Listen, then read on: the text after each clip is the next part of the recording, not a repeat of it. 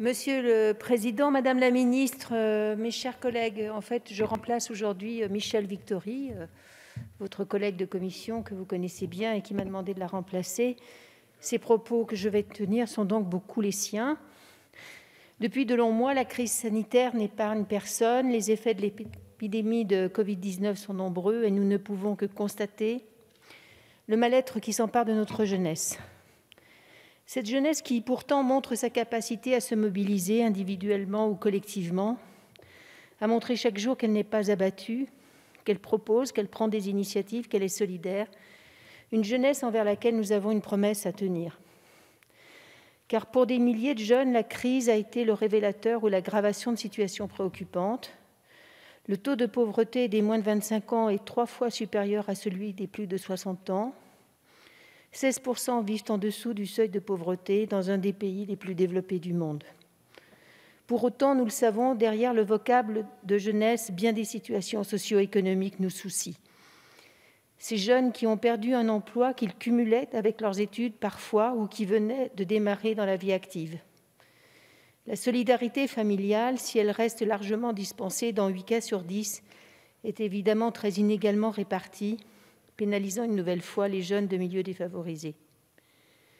Ce sont aussi de jeunes parents désarmés, des jeunes sortis d'un système scolaire dans lequel ils n'ont pas trouvé leur place, des adultes en devenir marginalisés, des étudiants décrocheurs. Les effets de la crise sont divers sur la santé. Le pourcentage des jeunes inquiets pour leur santé mentale ne cesse d'augmenter, tout comme le renoncement aux soins faute de moyens. Sur les finances aussi, de plus en plus affectées pour une population déjà fragile, puisque 50% des personnes pauvres ont moins de 30 ans. Sur la perte du lien social et les angoisses d'un avenir troublé également. Alors, devant ce constat, la réponse de notre Assemblée doit être à la hauteur de cette situation inédite. Elle doit être à la hauteur en répondant à l'urgence. Une urgence matérielle.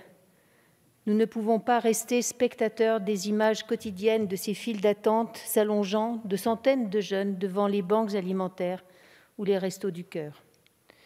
Nous avons présenté plusieurs propositions dernièrement, surtout celle de l'ouverture d'un RSA aux 18-25 ans portée par mes collègues Vallaud et Solignac le 18 février dernier.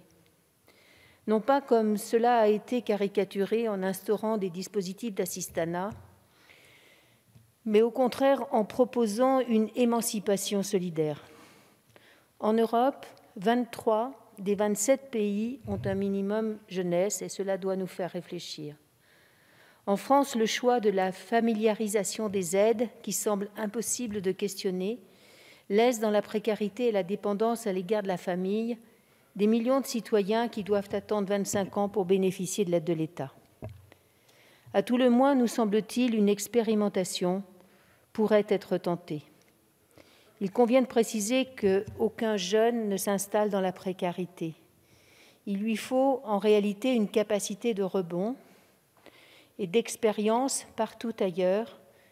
Cette allocation ainsi versée n'a eu que des effets positifs.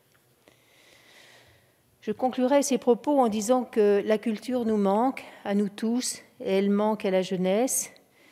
Les librairies sont devenues des commerces essentiels et c'est bien ainsi. Mais les musées et les théâtres ne pourraient-ils pas être ouverts à la jeunesse d'abord? Je voudrais parler aussi du sport dans son organisation qui est tatillonne en ce moment. Impossible avec le couvre-feu, lorsque les jeunes travaillent.